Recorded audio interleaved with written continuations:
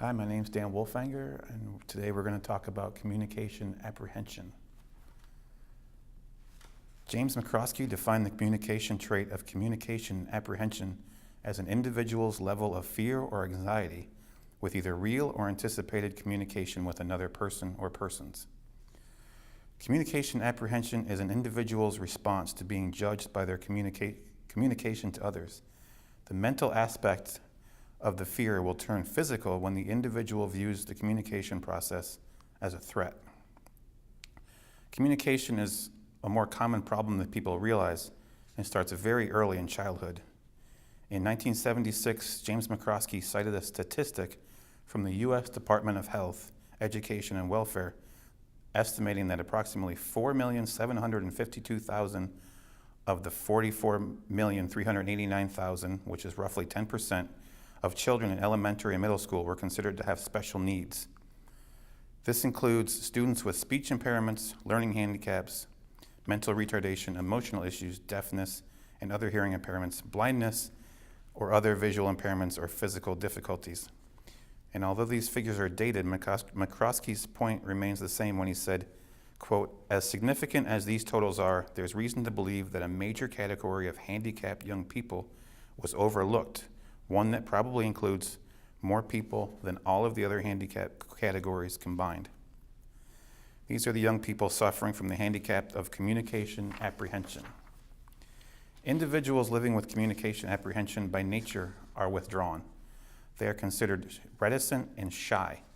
As a result, their behavior is not viewed as a problem in classrooms when teachers are often dealing more with overcrowded classrooms and trying to manage the unruly students who cause disruptions to the class. Because a student with communication apprehension is not a trouble student and has no trouble signs, there's often no reason why a teacher or social worker would need to test them. And as a result, it's hard to gather exact figures of how many students deal with communication apprehension. One study looked at 1,434 students from Michigan State University and 2,479 students at Illinois University and found some startling results. As many as 10 to 20% of the students had extreme communication apprehension, and upwards of 20% more deal with communication apprehension to a level that it affects their lives in the area of communication. If we take those numbers even at the most moderate level, communication apprehension jumps to the top of the list of all the other disabilities listed by the Health, Education, and Welfare Study. So, where does communication apprehension come from? Is it a learned behavior, or does it have a psychobiological basis in the individual? Researchers have debated both sides of the argument for years. In 1985, Eisenek and Eisenek proposed a temperament theory in their work. Personality and individual differences, a natural science approach that goes a long way in explaining how communication apprehension is noticeable in individuals. According to Eisenek, the two chief features of personality are intelligence and temperament. Temperament is where Eisenek believes so much of the DNA of communication apprehension lies. He identified a group of correlated traits that he labeled as superfactors. They are extroversion, which is opposed by introversion, neuroticism, which is opposed to stability, and psychoticism, which is opposed by impulse control. Traits then define the three types. Traits that create extroversion include sociability, lively, assertive, active, sensation-seeking, carefree, venturesome, surgent, and dominant. Psychoticism is built by the traits of cold, aggressive, egocentric, impersonal, antisocial, impulsive, unempathetic, creative, and tough-minded. The traits that make up neuroticism are depressed, anxious, guilt feelings, low self-esteem, tense, shy, moody, irrational, and emotional. This is important in light of the fact that the main gears in communication apprehension's machine are introversion and neuroticism. According to Michael Beatty, the distorted perceptions, avoidance tendencies, behavioral disruptions, and unpleasant affect associated with high trait communication apprehension represent manifestations of neurotic introversion. Eisenek and Eisenek claim that their trio of personality types are not learned but inherited, and J.A. Gray put forward a theory on the neuropsychology of temperament that Beatty, McCroskey, and Heisel cited to explain communication apprehension in 1998. Now, Gray's theory uses a behavioral inhibition system, which we'll call BIS. An individual with high trait communication apprehension will feel anxiety, avoidance, and inhibition. The BIS is triggered by the individual being put into a situation where they don't want to be made to communicate. In their mind, the threat of punishment outweighs the reward or upside of the interaction.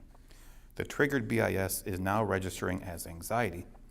Every individual inherently has BIS that is a gateway to alert of anxiety or other unnerving social interactions. But a person with high trait communication apprehension has BIS that is triggered far earlier in what many would consider safer situations than those with low level communication apprehension. Communication apprehension in its simplest term is the fear of being judged negatively.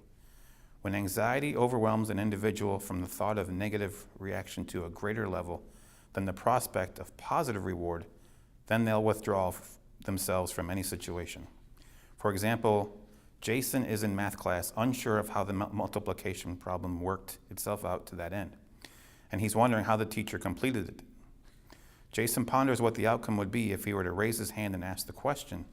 The positive response would be the teacher patiently explains how she solved the problem, and now he'll be able to work it out in his homework. But the perceived negative response would be the teacher would be exasperated that he did not understand what she was teaching, and perhaps the other students around Jason would laugh and mock him for being stupid. In this example, the possibility of humiliation in front of the class outweighs the chance for Jason to gain clarity so that he can understand his homework. In this example, communication apprehension has gotten the better of Jason. Unfortunately for high communication apprehensives, the anxiety is not a one-time occurrence in math class. The anxiety will follow them all through the day, through all social interactions with friends, acquaintances, and even into their home. Although the high communication apprehensive is withdrawn, they have no less desire to experience social interaction with those around them.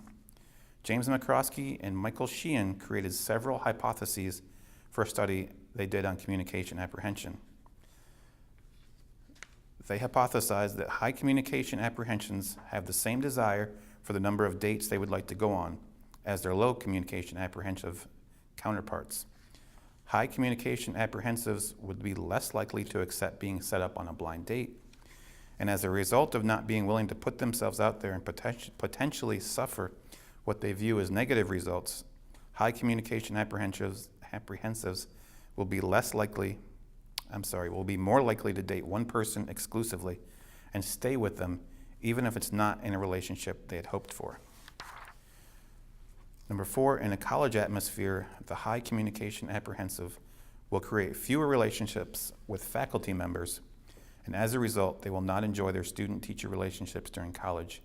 And finally, high communication apprehensives overall would enjoy college less than the low communication apprehensives. The study was done at West Virginia University with 71 students. Of those, 34 were considered low communication apprehensives, and 37 were high communication apprehensive. The results of the study proved out every hypothesis they'd put forth. The high communication apprehensive would be less likely to interact with their peers, they'd go on fewer blind dates, and date one person exclusively. They'd be less likely to have relationships with faculty members, and overall, they would enjoy college less. Although the study of McCroskey and Sheehan focused on the college experience of communication apprehensives, the effects of CA are more far-reaching than just college. Very often, the high communication apprehensive builds a world that is low on communication, and they can be happy that way. However, they may not be aware they're missing out on better grades and better jobs, which rely heavily on high levels of face-to-face communications. In both college and employment situations, there's a high demand placed on group interaction. And high communication apprehensives avoid self-disclosure more than those with low communication apprehension. Based on perceptions, High communication apprehensives are viewed by other group members to be less outgoing, less composed, and less task attractive than their low communication apprehensive counterparts. Also, low communication apprehensives view high communication apprehensives as less confident and less socially attractive. So high communication apprehensives are also less likely to be turned to for leadership than the low communication apprehensives. As if a high communication apprehensives are already not hamstrung in college and workplace situations due to the lack of communication and relational development, now they suffer from the perception of their peers that they shouldn't be put into positions of leadership even if they're credible. So what treatments, if any, are there available for those dealing with communication apprehensive? McCroskey and Beatty were conservatively hopeful when they said that, quote, these therapies don't change the individual's basic temperament, but they allow the individual to control some of the negative aspects of the temperament. Due to the fact that communication apprehension is a biological condition, it is uncertain how much work can be done to change the inherent temperament of an individual with communication apprehension at any level. There are two methods of treatment that, while cannot change the biological temperament at its core, it can help communication apprehensives deal with the levels of anxiety they suffer from. Rational emotive therapy and cognitive restructuring both make efforts to take away existing beliefs and replace them with coping mechanisms that the high communication apprehensive can use instead. In cognitive therapy, the therapist helps the individual realize what the anxiety-causing thoughts are, and the negative self-talk needs to be taken out of the loops that the individual runs in their head. In place of the anxiety-heightening thoughts, the therapist teaches the individual to use reassuring thoughts, and over time the person will see that their communication situations aren't providing the negative rewards they had been expecting, and BIS won't be activated and there's no anxiety. And finally, skills training is another method of trying to retrain the high communication apprehensive to overcome the anxiety of communication.